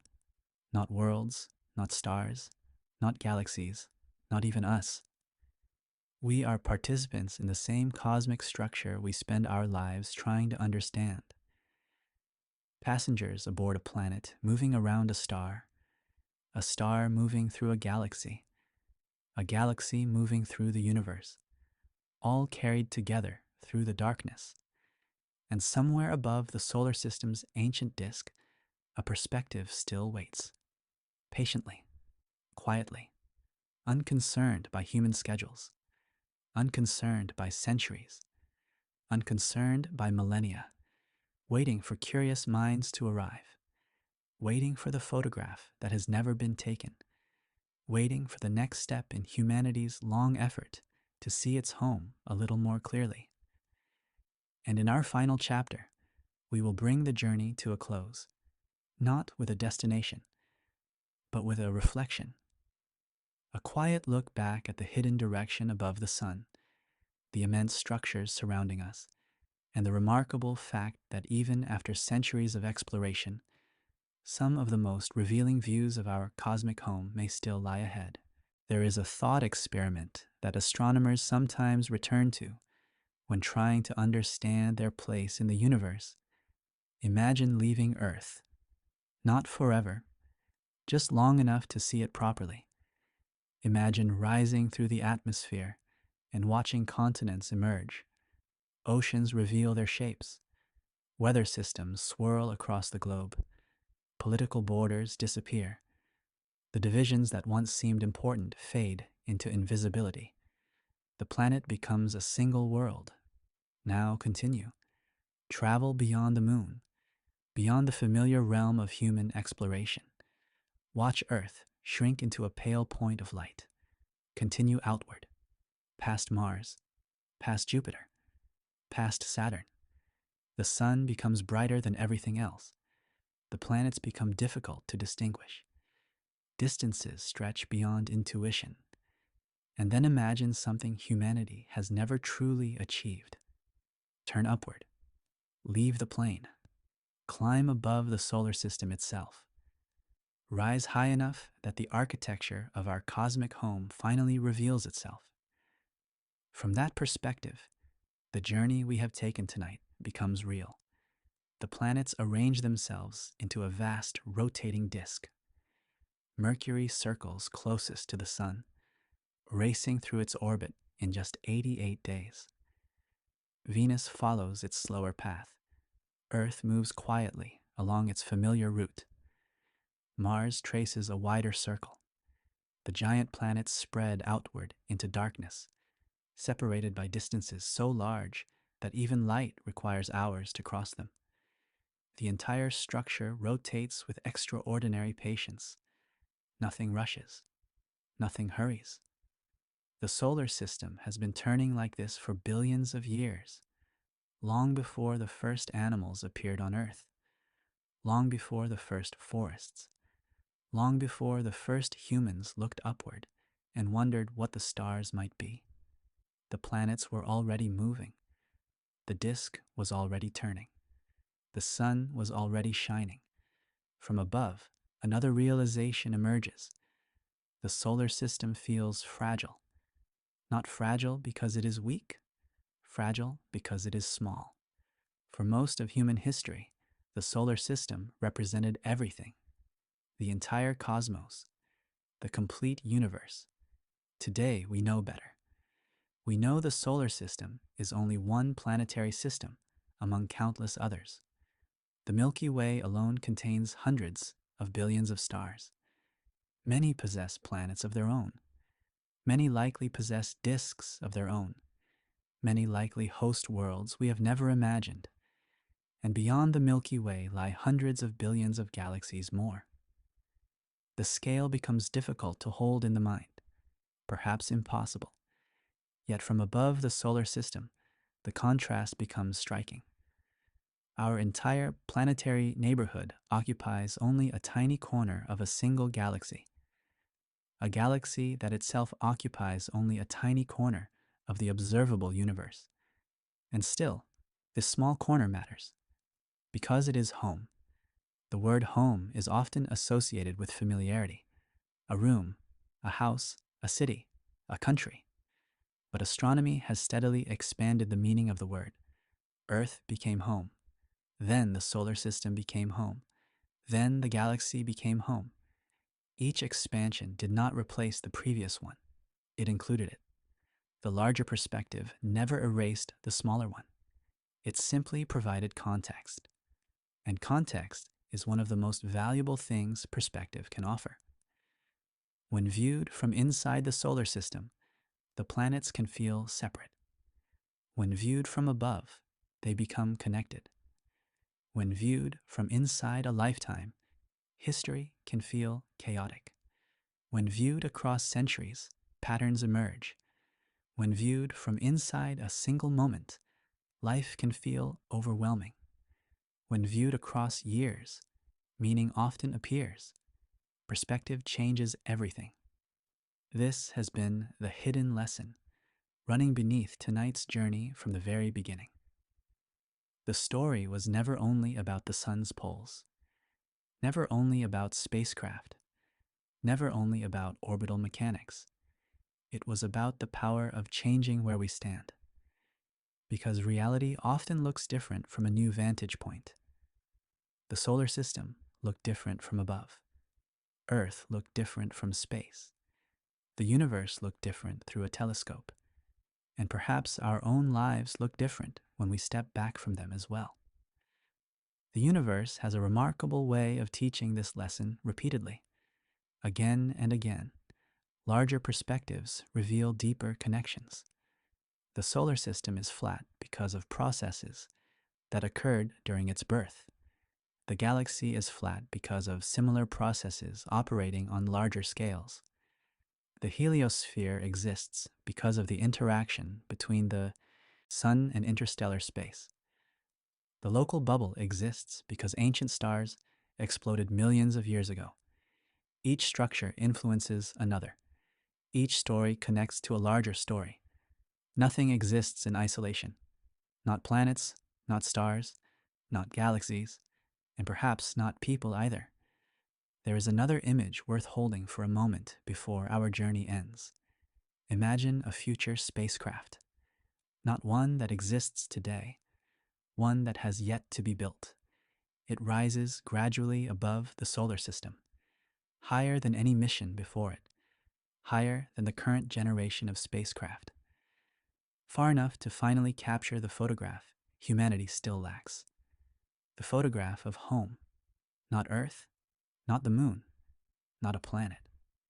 The solar system itself. The camera turns downward. The exposure begins. The planets continue their ancient motion. The sunlight reflects from worlds and dust and rings and moons. The image is recorded. And for the first time in history, humanity sees its own planetary system as a complete structure. The photograph arrives on Earth. Scientists study it. Children look at it. Millions of people save it. Textbooks reproduce it. Future generations grow up seeing it as ordinary, just another image, just another perspective. The way modern generations view photographs of Earth from space. And perhaps they will struggle to imagine a time when that image did not exist. A time when humanity had never seen its own home from above. A time when the solar system's true shape remained something inferred rather than observed. That future photograph may still be decades away, or perhaps longer, but it will come eventually. Curiosity has a habit of reaching difficult destinations. Not quickly, not easily, but eventually. The same curiosity that carried humans across oceans carried them to the moon. The same curiosity that built telescopes sent spacecraft to the outer planets. The same curiosity that revealed galaxies beyond number will one day carry instruments high above the solar system's plane. Some perspectives are simply too valuable to ignore forever. Until then, the hidden direction remains. Above the sun, below the sun, perpendicular to the great rotating disk that has shaped every spacecraft, every planet, and every human life that has ever existed. A quiet direction, a difficult direction, a beautiful direction. A reminder that even in our own cosmic neighborhood, some of the most revealing views remain unseen. As our journey comes to an end, allow yourself to picture that final scene one last time. The sun glowing at the center, the planets moving silently around it, the vast disk turning through the darkness, the galaxy surrounding it, and far above everything, a patient observer looking downward. Seeing home not as separate worlds, but as a single connected structure drifting through space. A structure billions of years old. A structure still waiting to reveal all its secrets. Thank you for joining this journey through the hidden geometry of the solar system. And if you enjoyed tonight's exploration, consider subscribing and returning for another journey through the quiet mysteries of physics, astronomy, and the universe itself. Until next time, this has been Science Sleep Theory. Sleep well.